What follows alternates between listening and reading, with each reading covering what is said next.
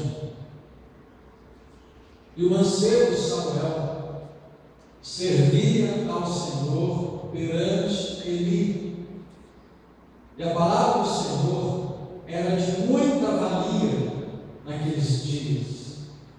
Não havia visão manifesta. O mancebo Samuel servia ao Senhor perante Eli. E a palavra do Senhor era de muita valia naqueles dias. Não havia visão manifesta. Você já deve conhecer a história de Samuel, fruto de oração e de uma mãe que continuamente, anualmente ia à casa de Deus e queria um filho, e queria um homem. Você conhece a história de Ana, e Deus concede, ela tem um filho, ela entrega o filho ao profeta Eli, ao sacerdote, para tomar conta do seu filho, volta para casa, e Deus lhe concede outros filhos. E esse filho cresceu, em que a gente chamou de casa de Deus, você vê a igreja. Ele foi desmamado, foi entregue, ficou morando ali, e a sua mãe ia visitá-lo. Mas ele não morou com os pais, ele morava com o sacerdote. Nessa época, adolescente, 12, 14 anos aproximadamente, ele tinha obrigações no templo.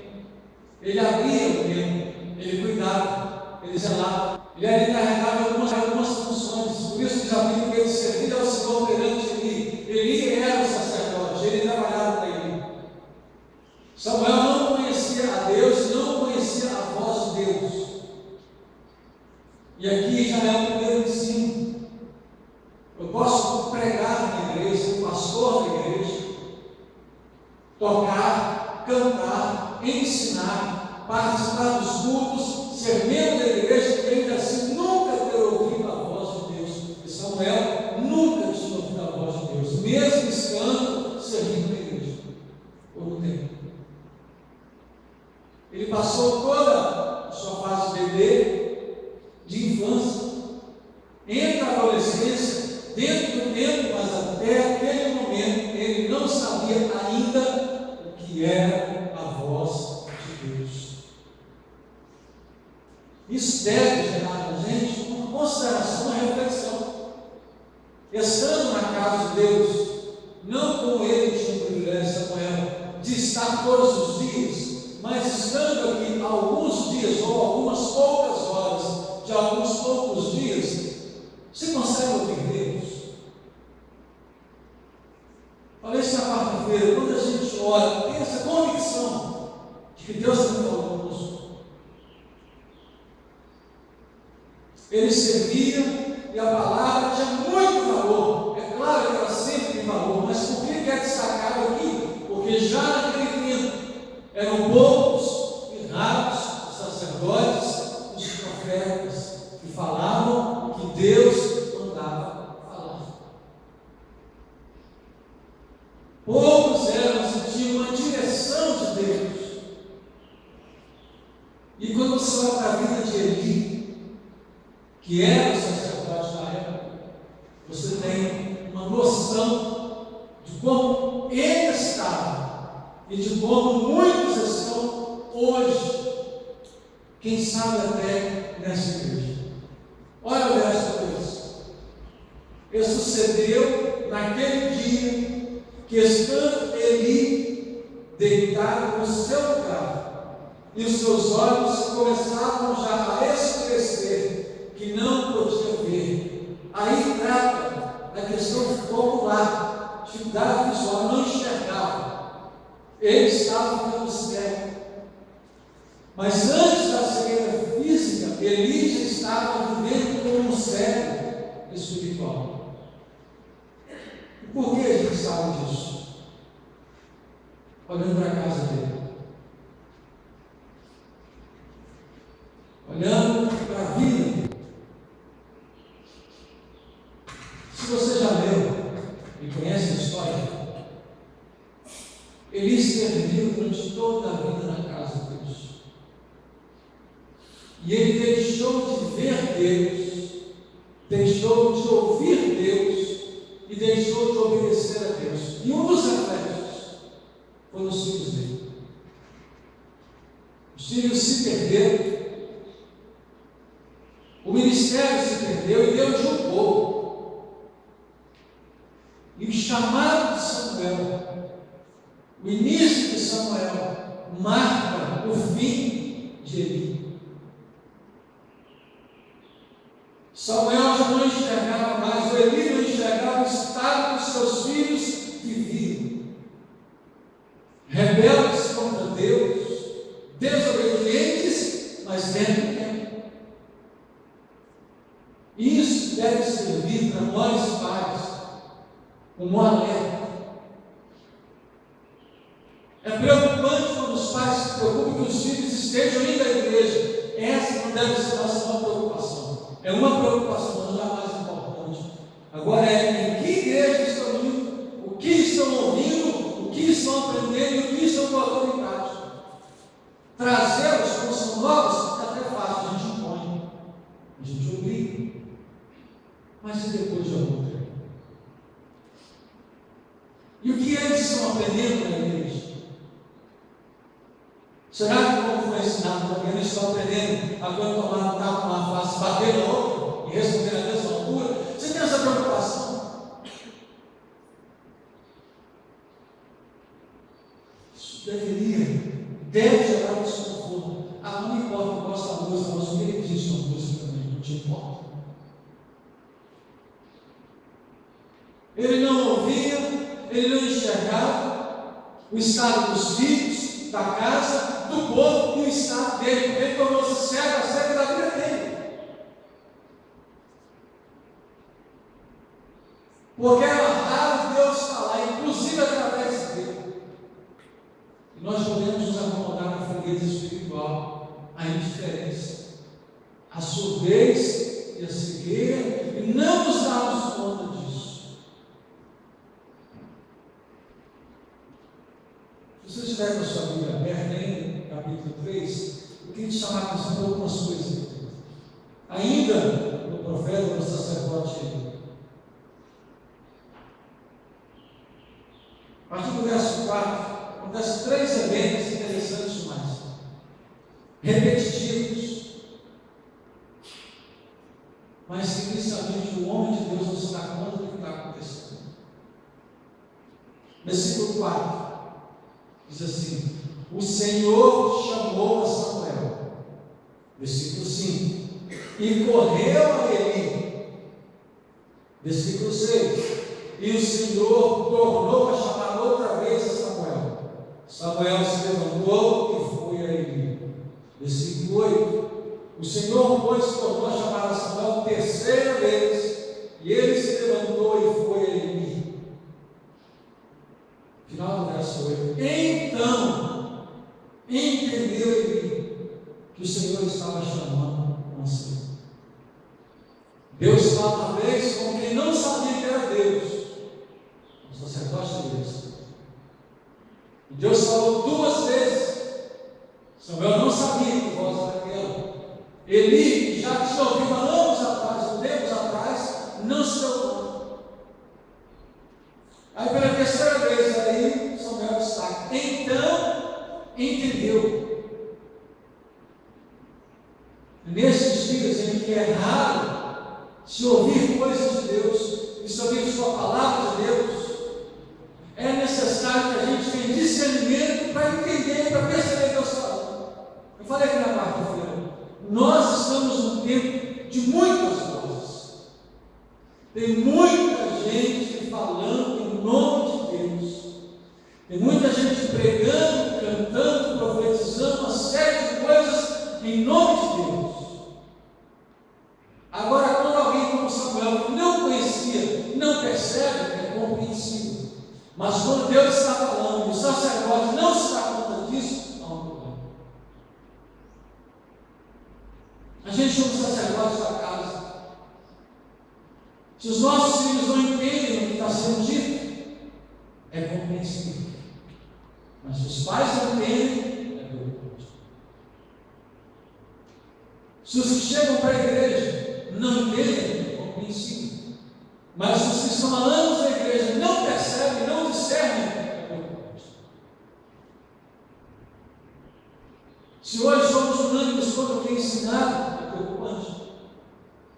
Deus fala uma vez, Deus fala duas, e na terceira vez, aí ele entendeu, veio, tem algo acontecendo. E quando Deus fala a terceira vez, Samuel chega e diz: olha, volta. E quando essa voz apresenta, fala: Senhor, que o teu servo ouve. Samuel volta para a cama, se deita e espera. Mas antes de Deus falar com Samuel de novo, Samuel entender, ou se apresentar algo que preocupa. A quem que Deus deveria falar? Ou para quem Deus deveria falar? Para ele. Eu imagino como ele passou aquela noite. Ele percebeu Deus querendo falar com alguém que tinha de 12 a 14 anos, porque ele já estava chegando na casa dos 100 anos. Ele que era maduro, ele que era experiente, ele era sacerdote. Deus não falou com ele. Você consegue imaginar? E ele percebeu que tinha algo acontecendo. Tanto que pelo menos chamou Samuel, falou que Samuel vem cá. Ele conta tudo que Deus te falou, porque Deus já não fala mais com ele. Imagina você deitar e ter a noção que Deus já não quer falar com você, que você já não ouve mais. Ele estava tão distante, tão frio, tão seco, tão longe, que Deus deixa ele de lado e chama o menino: veja, vou começar de novo, acho que você não fala mais. Você deveria se preocupar, porque isso aconteceu com alguém que vivia, que era do grupo, que tinha uma história, que teve um passado, mas já não tem um presente, e o futuro dele já estava decidido. Deus falou: vou riscar a família dele, está fora. Isso é o nosso tempo. Deus se manifesta, ele diz: eis-me aqui. E Deus dá uma palavra para ele. Eu acho lindo o que acontece. Depois de ouvir Deus falar e dizer o que ia acontecer, o que Samuel faz? Versículo 15. A gente tem que aprender desses homens, não aprender com o que a televisão está nos ensinando. Diz o verso 15: e Samuel ficou deitado até pela manhã, e então abriu as portas da casa do Senhor. Porém, temia Samuel de relatar a visão do inimigo. O que ele fez? Primeiro ficou deitado, era noite. Quando ele se levanta, ele vai trabalhar, vai abrir a porta do templo, vai cuidar das obrigações dele. Interessante, hoje quando alguém tem uma palavra de Deus, o que diz ter palavra de Deus, faz alarde, faz festa, faz convocação, faz convite na rua, bota a cara do sol, bota a internet, bota cartaz, faz congresso. Esse que ouve Deus vai trabalhar paradinho. Deus falou: vou fazer algo como profeta, como sacerdote, ele vai trabalhar, ele sabe o que ele tem. Ele se preocupa com o que Deus é dado a ele. Isso não torna soberbo, orgulhoso, arrogante, presunçoso, empinado. Ele vai servir. Quem ouve Deus é servo, não é patrão, não é estrela da companhia, não é o mais importante. Ele não desdenha de Eli, ele não zomba de Eli, ele respeita a idade, a vocação e o tempo de Deus. Deus falou o que iria fazer, mas ele não era sacerdote, não. Havia alguém. Ele vai seguir. Quem tem chamado de Deus, quem tem vocação de Deus, tem também serviço para fazer.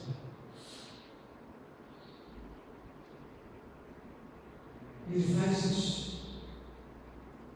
E logo se você encontra, imagina o estado desse homem, pavor na vida de Eli. Versos 16 e 17. Então chamou Eli a Samuel e disse: Samuel, meu filho. E disse ele: eis-me. E ele disse: que palavra é a que te falou? Peço-te, mas não encubras. Assim Deus te faça, e outro tanto se me encobrir alguma palavra de todas as palavras que te falou. Olha a disposição de Samuel, olha a disposição de Eli. Quando Deus falou com Samuel, ele orientou o quê? Quando a voz falar, o que ele tinha que dizer? Fala, o teu servo ouve. Não é isso? Eis-me aqui. Quando ele o chama, o que ele diz? Eis-me. Ele está tão disposto a servir e ouvir Deus, que eu ouvi alguém que sai verdade sobre ele. Eis-me aqui. E ele já sabia que ele ia ser buscado, ele sabia que ele era o camarada da vez, mas quando ele chama, eis-me aqui. Está disposto a servir a Deus e a servir ao homem. Aí você vê o coração de Eli. Ele sabia que o tempo dele ia chegar. Ele chama Samuel. O que ele disse a Samuel? Faz ameaça.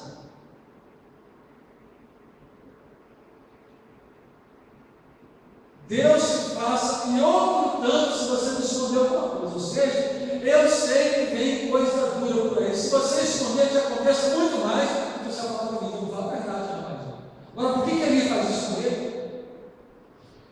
Porque ele não era capaz de falar a verdade. Porque ele já havia sido vendido há muito tempo.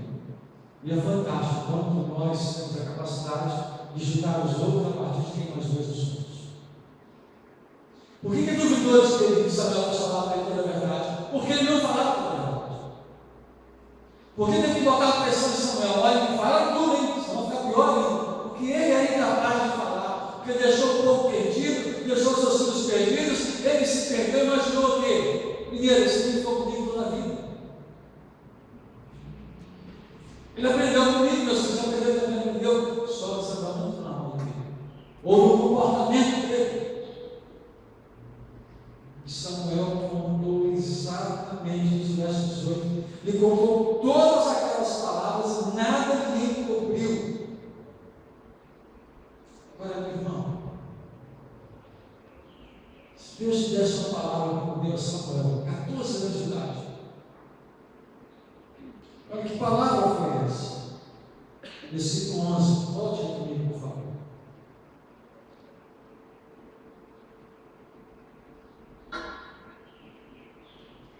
E disse o Senhor a Samuel: eis aqui, vou eu fazer uma coisa em Israel, a qual todo o que ouvir lhe tirarão ambas as orelhas. Naquele mesmo dia suscitarei contra ele tudo quanto tenho falado contra a sua casa, começá-lo-ei e acabá-lo-ei, porque já eu lhe fiz saber que julgarei a sua casa para sempre, pela iniquidade que ele bem conhecia, porque fazendo-se os seus filhos execráveis, não os repreendeu. Portanto, jurei à casa de Eli, que nunca, jamais, será expiada a iniquidade da casa de Eli com sacrifício, nem com oferta de manjares. Você imagina um menino de 14 anos de idade, 13 anos de idade, te chamando, te dando uma palavra dura dessa. Deus mandou te dizer que você não peça para o pai, peça para a mãe, peça para o patrão, você não peça para o aluno, peça para o filho, você fez tudo errado. Ele viu os seus filhos aprontando, fazendo o que não devia, e você fez de conta que não aconteceu nada. Ele, você viu e ela dentro da sua casa, ficou calado, irmão. Não, Eli, pai, vou riscar a sua casa, vou riscar seus filhos com sua culpa. Por vezes, Deus escolhe o menor para ensinar o maior. Deus escolhe o fraco para ensinar o forte. E exatamente isso que esse menino olha para aquele Senhor e diz: olha, Deus mandou falar, tu vai estar só. É o que vai te acontecer. Não. Preocupante que a gente está vivendo hoje. Quando a gente não está dando ouvido que está sendo ensinado, quando ouvir a igreja está sendo a rotina da gente, quando o ensino da Bíblia não nos importa, a gente está pagando para ver o que vai acontecer no final da história. Os filhos estão pagando para ver se de fato é verdade. Os pais estão pagando para ver. Marido e mulher estão pagando para ver. Os crentes pagam para ver. Os pastores pagam para ver. Mas Deus vai fazer acontecer algo. Ele vai julgar isso tudo.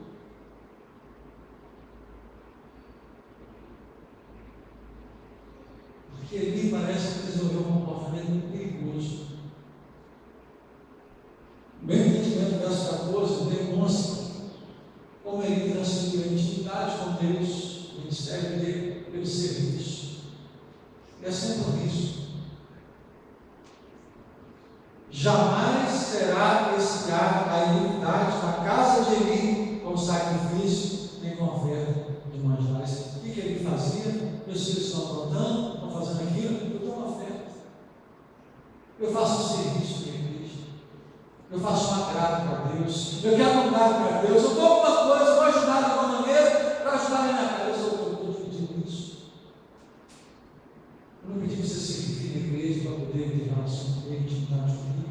Eu não pedi a sua oferta, a sua dedicação, o seu esforço. Mas eu te pedi que você fosse um homem conforme o meu coração, o meu chamado. E você trocou isso pelo serviço. Pelas suas horas dedicadas, pelas suas obrigações na igreja. Eu te pedi isso. E troca a intimidade pelo serviço. Agora é óbvio, quem tem intimidade certa? Isso é óbvio, a extensão natural da fé são as obras. E a gente está trocando isso tudo. Não tem tipo de minha preocupação que muita gente tem da necessidade de ter muitos cultos, para que assim se sinta em comunhão com Deus, revela não comunhão com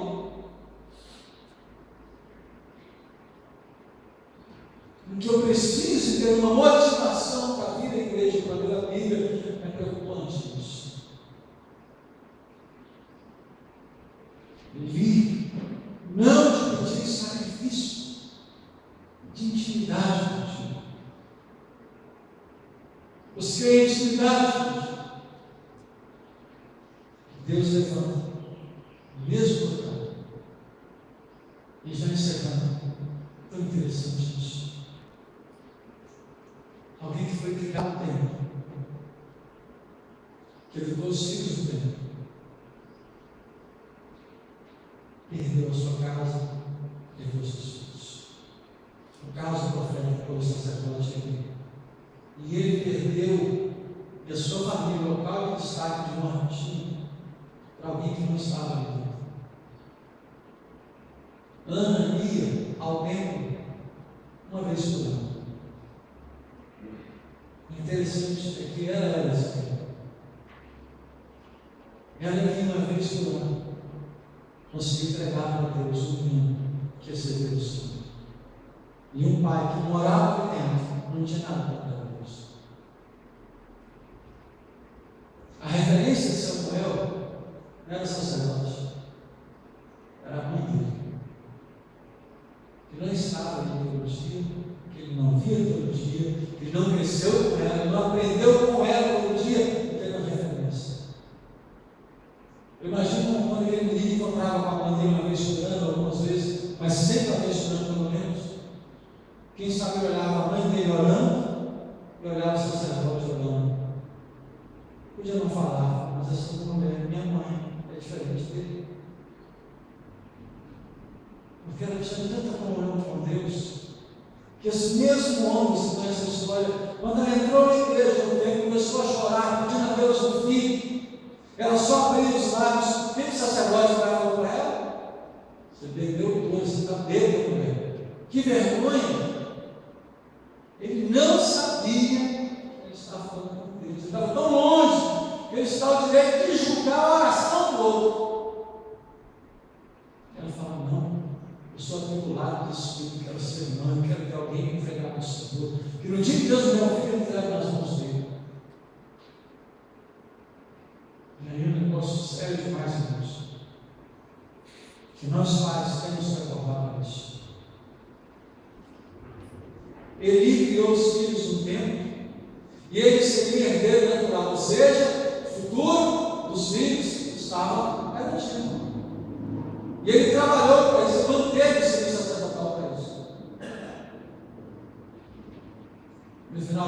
dos filhos de pais que rejeitaram. Ana, que pegou o menino e disse: quando nascer, vou te uma roda entregar. Ela foi e fez. Ela teve o filho dela, o primeiro profeta. Primeiro que tem chamado Samuel, olha na história, até ali não havia alguém com chamado como ele. Quem fez aquele menino ser alguém na vida foi a entrega daquela mãe, a relação dela com Deus e a confiança de que Deus iria tomar conta do filho dela por toda a vida. O futuro dos nossos filhos não está no nosso trabalho, não está nos bens que nós vamos deixar, não está na faculdade, não está. O futuro do nosso filho, da nossa família, está na entrega que nós fazemos a Deus, na confiança que Deus vai sustentá-los e que Deus vai torná-los alguém conforme os olhos de Deus. Porque Samuel tinha no pai dele uma mulher herança. Ele tornou-se um homem de Deus. Deus se tornava como todas as heranças, para se tornarmos maiores. Nós estamos preparando os filhos para o mundo, para a sociedade, para serem doutores e doutores. Estamos perdendo os filhos do mundo. Ana enfrentou a Deus, deixou na mão de Deus, Deus tomou conta dele e fez dele um homem segundo o coração de Deus. A solução dos nossos filhos, irmãos, não está na doutores, no polivalente, lá no vem ou na office. Deus que vai torná-los um homem ou uma mulher, conforme o coração de Deus. Tudo mais é nele, acabado. Nós temos que preparar os nossos filhos, e quando preparamos os filhos, cuidar do nosso próprio coração, nós vamos ser reprovados. A visão é rara, e hoje a visão é rara, e falta a palavra de Deus nessa cidade, e falta a disciplina.